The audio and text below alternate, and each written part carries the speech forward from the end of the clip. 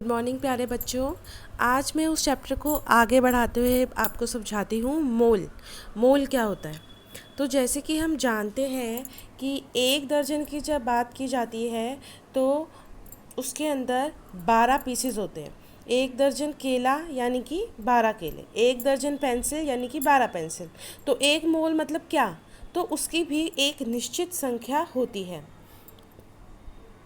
मोल क्या है?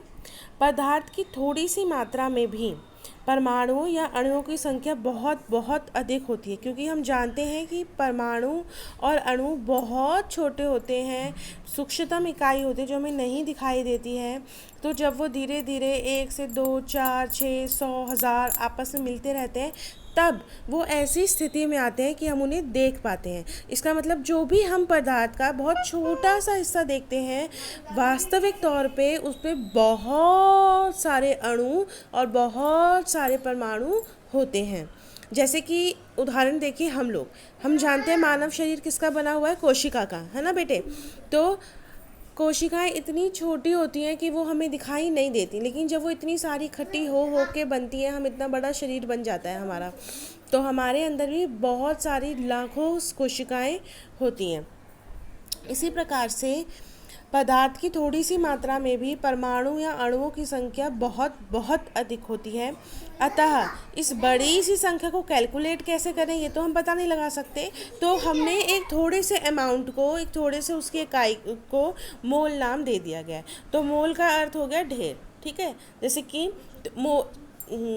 छोटी सी मोल, जैसे कि बहुत सारे चावल हैं, एक कनस्तर में चावल भरे हुए हैं।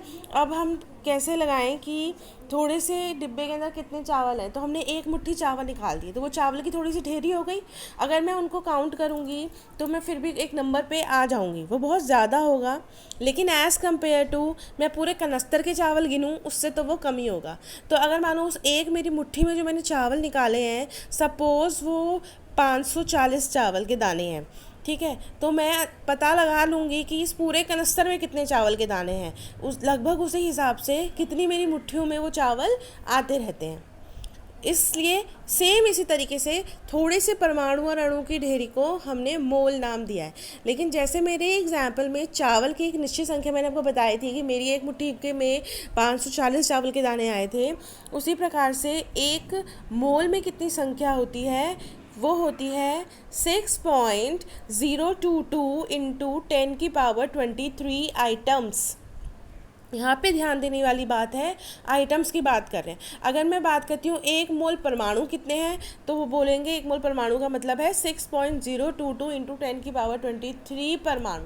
अगर मैं कहती हूँ एक मोल अणु कितने हैं, दैट्स मीन्स 6.022 इंटू 10⁻23 अणु। अगर मैं कहती हूँ कि एक मोल गेहूं के दाने हैं, इसका मतलब 6.022 इंटू 10⁻22 गेहूं के दाने मेरे पास हैं। तो 6.022 इंटू 10⁻23 ये जो है नंबर है, ये कोई एक स्पेसिफिक नहीं है कि यही अणु होते हैं या यही परमाणु होते हैं। जो सवाल आपसे पूछा जाएगा कि एक मोल में कितना है ये आइटम, तो वो उसकी वैल्यू होती है कि 6.022 इंटू 10⁻23 वो आइटम्स हैं। एक मोल परमाणु, है ना? तो एक मोल परमाणु, इसका मतलब कितने परमाणुओं की बात कर रही हूँ मैं? 6.022 इंटू 10⁻23 परमाणु की मैं बात कर रही हूँ।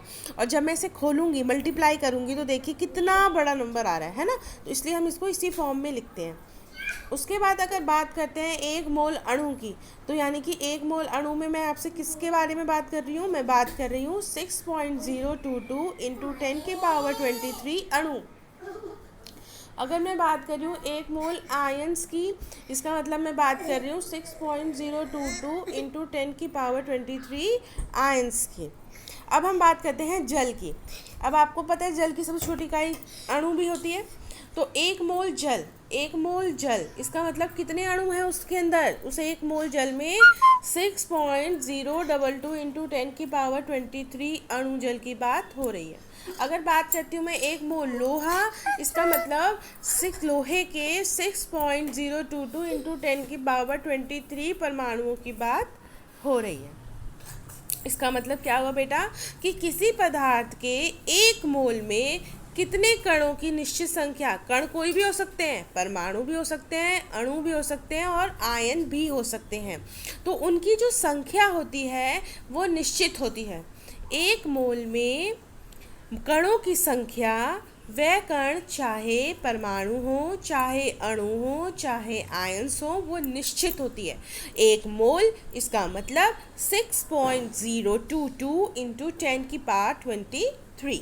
जैसे एक दर्जन, यानी कि क्लियर दिमाग में आता है कि बात हो रही है 12 आइटम्स की।